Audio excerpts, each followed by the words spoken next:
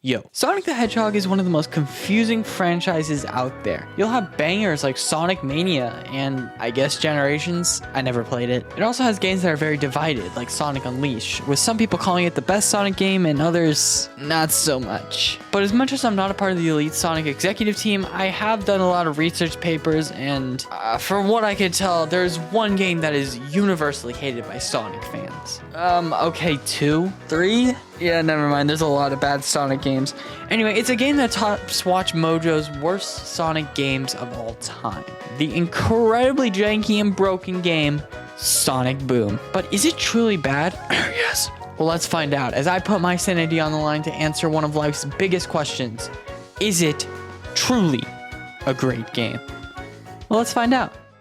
This game opens up with Sonic dying. I mean, I don't know if this is Sonic, but that happened tomorrow, so let's go back to yesterday. Eggman be egging, so we follow him through the first Subway Surfer segment of this game. And believe me, it isn't the last. We fall into this forest, and I don't really know why because I accidentally skipped the cutscene. And we experience the full glitchiness of this game. Okay, number one, camera is going to be a real issue in this game. What? Y'all see that? I was not the only one that saw...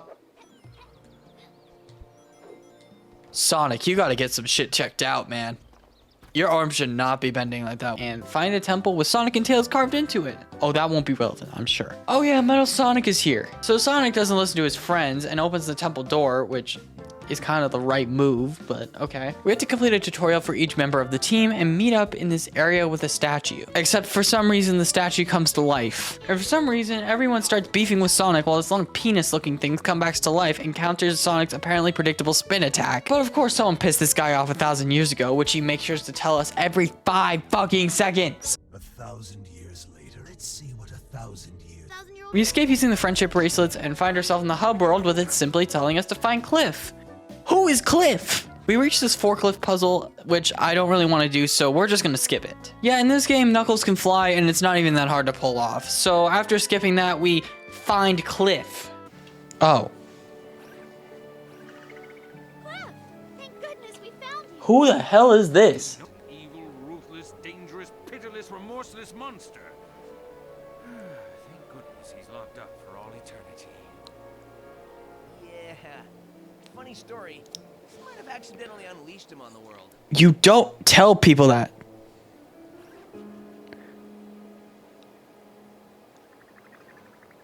Not cool, Sonic. What? What is that? What? So Lyric is a bad ancient who hated grass and wanted to replace everything with technology. So yeah, we can just call him Mr. Reddit. And yeah, that's like literally all to his character right now. But once again, we are left with the most vague task to do and no map. All right, Amy, time to shine. Let's go get those miners. Fuck. Let's go get those miners. Let's go get them. Oh my god. So we move our way through this mini dungeon before... Oh yeah! Where do you think the next level is? Oh, I would have never thought it's back at the start of the map. And god damn it, Sonic and his friends need to shut the fuck up. Can't slow Sonic down. Shut the fuck up. We reach the hidden facility and try to enter through the back door. Everything broke. I need a restart. After solving the most simple children's puzzles you'll ever see, we connected the power to the building to open the door. We open up Microsoft Flight Simulator and make our way up the elevator. We complete the endless amount of rooms before some robot pulls up and disses Knuckles. Scanning life forms. Ugh. What? Negative for blue hedgehog. But positive for red echidna. Red echidna irrelevant. Oh. Don't do Knuckles like that. Well, if you can even call him that. Yeah, if you can't already tell, Sonic and crew have some weird new designs in this, and Knuckles is stupid now? It was, and I quote, "We wanted to make the characters feel a little bit older." Thank you, Bob Raffi. We also gained the ability to be Jesus, and at this point, are you even surprised? Another new character trait that they added was Tails being smart. But not like the smart that you know. The bird actually... Look, ramps. We can use these as ramps! I knew this dialogue thing was coming. I knew it was coming. It's so bad. Oh my god. Yeah, let's use them as ramps. Yeah. ramps. Oh my god, I hate this game.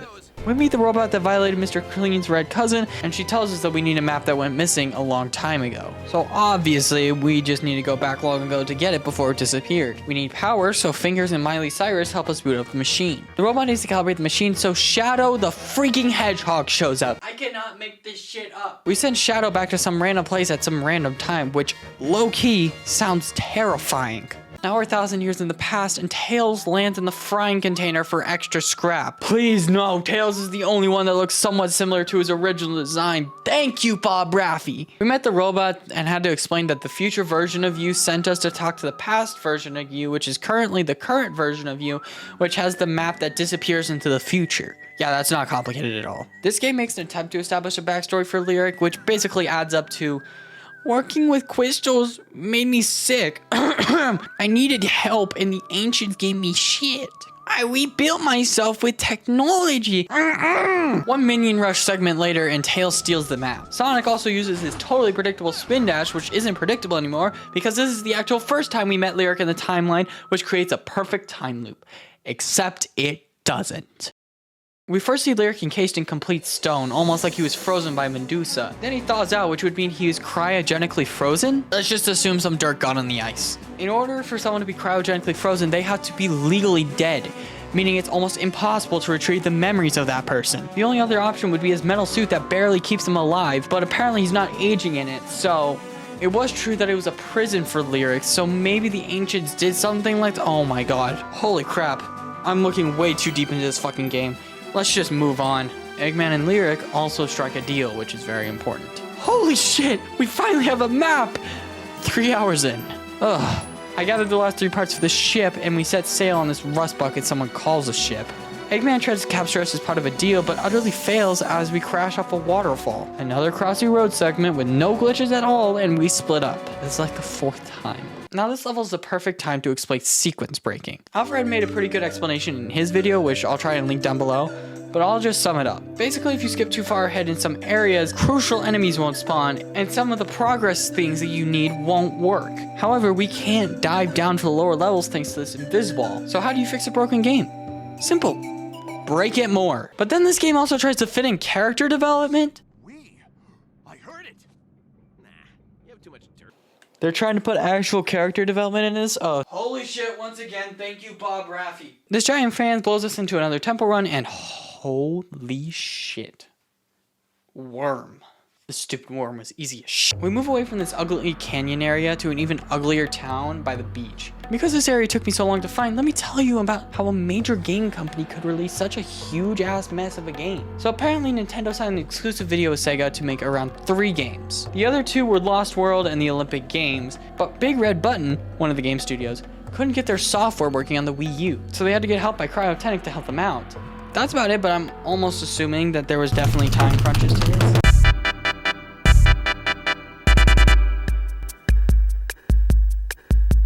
I'm off to collect gum tree berries for my holiday wreaths. Exploding berries? Little grenades for when the holidays get out of hand? No, they just look nice on your door. But pretty things attract government agents and possums. And you know how horrible they smell.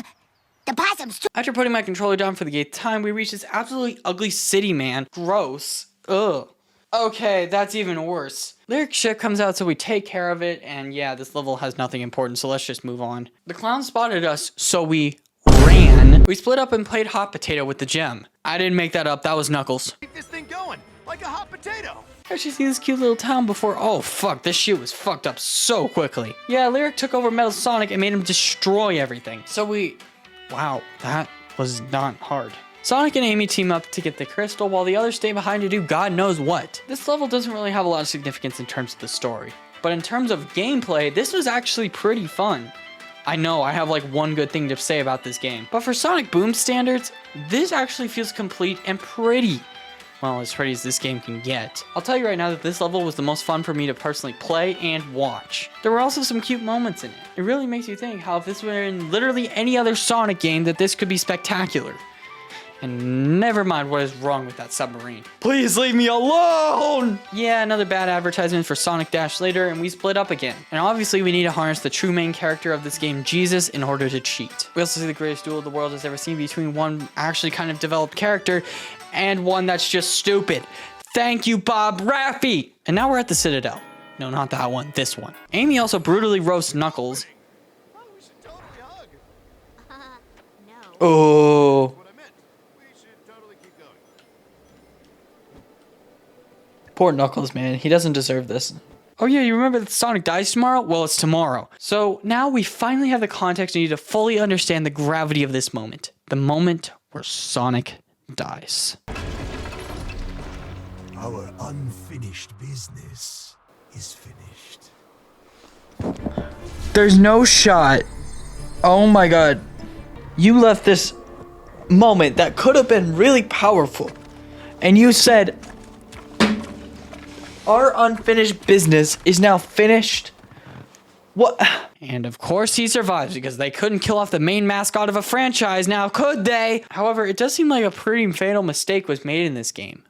I know, shocking. Not once in this game does it show you any time at night. The closest would be this one, but it's still odd that they establish time as a key factor and don't even bother using it. And after a session of doing jack shit, we make it through safe and sound. We crash at Lyric's base of operation, which is insanely convenient. Now in any other game, this area could look badass, but this is Sonic Boom. And of course, we have puzzles that are meant for children right before the final boss. And also, we have random temple run sequences where you do nothing. But here's the thing. It kept going and going and going until we finally reached him. And after we all Naruto run into it, we begin the fight. Normally after you beat Lyric, you're supposed to use every character to beat these little segments. But we have Knuckles, so obviously we're not doing that. And again, and again, and again. Yeah, Lyric wasn't that hard. Just like this entire game. Well, yeah, we saved the world from becoming metal under Lyric, and everyone lived until they died. Oh yeah, and they hinted out a sequel, goddammit, Bob Raffi! Now, before we wrap up the video, I wanted to show you the concept art for this game, and it looks stunning. I really think this game could have been something if the devs didn't go through so much shit in the development process. It really is a shame that it came out with a story like this, and the game has some level of creativity and charm. But it threw it all away to become a soulless, boring, broken mess of a game. And all I can leave with this game is that it had potential and fell flat on its face. It does seem hopeful as Sega might be releasing more good Sonic games instead of these rushed ones. But yeah, that was the joke of the game, Sonic Boom Rise of Lyric. I hope you enjoyed because I sure as hell didn't. But thanks for watching, and I'll see you next time.